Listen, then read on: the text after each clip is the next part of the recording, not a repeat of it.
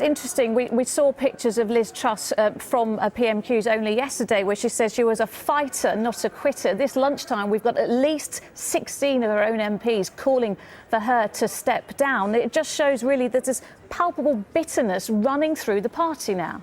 Well, that's exactly right. I mean, the big meeting this morning was when Sir Graham Brady, she's coming out now, and Sir Graham Brady, as I said, delivered a rather unpalatable message to her. We're now going to hear from the Prime Minister Liz Truss. I came into office at a time of great economic and international instability. Families and businesses were worried about how to pay their bills. Putin's illegal war in Ukraine threatens the security of our whole continent, and our country has been held back for too long by low economic growth. I was elected by the Conservative Party with a mandate to change this. We delivered on energy bills and on cutting national insurance. And we set out a vision for a low-tax, high-growth economy that would take advantage of the freedoms of Brexit. I recognise, though, given the situation, I cannot deliver the mandate on which I was elected by the Conservative Party. I have therefore spoken to His Majesty the King to notify him that I am resigning as leader of the Conservative Party. This morning I met the chairman of the 1922 committee, Sir Graham Brady. We've agreed that there will be a leadership election to be completed within the next week. This will ensure that we remain on a path to deliver our fiscal plans and maintain our country's economic stability and national security. I will remain as Prime Minister until a successor has been chosen. Thank you.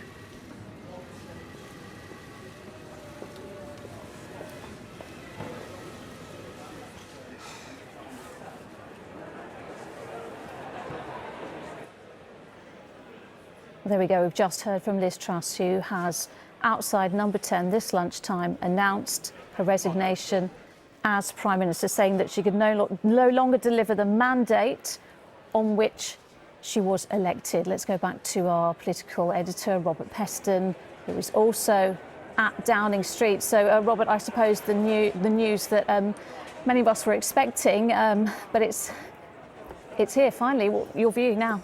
Well, it is an earthquake, as as you know, I said just a couple of minutes ago, this is what I thought that she would say, but it is still shocking to hear it. I mean, she has been Prime Minister since September the 6th. She is the shortest serving Prime Minister, I think, probably ever.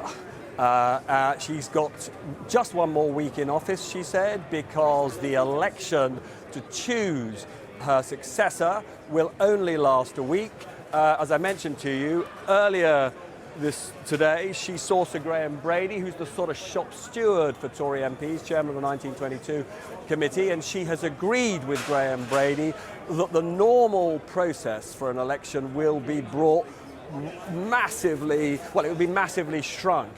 As you recall, the process that led to Liz Truss's election was, I think, something like 3 weeks of elections with MPs and then 6 weeks going to members.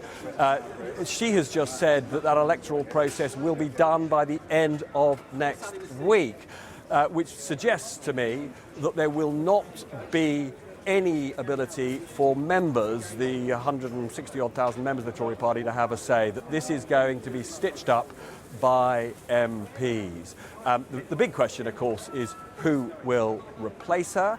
I was talking actually to a senior member of the Cabinet about this only a few minutes ago. This particular member of the Cabinet said that they think actually Penny Mordaunt is emerging as the sort of compromise candidate who can unite the party. But that said, the candidate who has clearly the most support from the maximum number of MPs is Rishi Sunak. The problem that Rishi Sunak has is there are many MPs on the right of the Tory party who hate him with a passion, and the question is therefore whether he can unify the Tory party at this very challenging time for the government. And Robert, whoever should be Liz Truss's successor, that is the main problem for them. It is unifying the party, which seems to be divided on a scale that hasn't been seen for many, many, many years, and with Labour so far ahead in the polls as well. This is a very, very big job for the next Prime Minister, isn't it? It is a very, very split party. It was remarkable in recent days to see Liz Truss tack from the right, where she positioned herself during the leadership campaign, to employ people on the left of the party, like Jeremy Hunt as our new Chancellor, who has reversed all her tax cuts and is about to cut public spending. But that has alienated many on the right of the party. So, as you say, it's a very divided party. But we should also be under no illusion. It's not just uniting her party that is the challenge. She also is bequeathing to her successor a very serious economic crisis. We are only just through that astonishing market turmoil where government bonds were plummeting, the cost for the government of borrowing going through the roof. Now, the appointment of Jeremy Hunt and those tax U-turns has stabilised things, and the prices of those bonds has gone up a bit. The price the government pays to borrow has fallen a bit. The price that all of us pay to borrow has fallen a bit. So there's been stability brought, but the big questions: what other taxes to go up? Which bits of public spending should be cut? Those questions have not been sorted. In fact, until the chaos of yesterday, it was clear that what Liz Truss wanted to do was stay in office at least till Monday week, October the 31st, which is when the Chancellor is delivering his, effective budget. It's called a medium-term fiscal plan,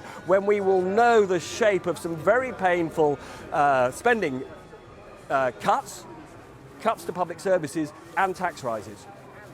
No matter how hard you try, we the are. hospitals even, you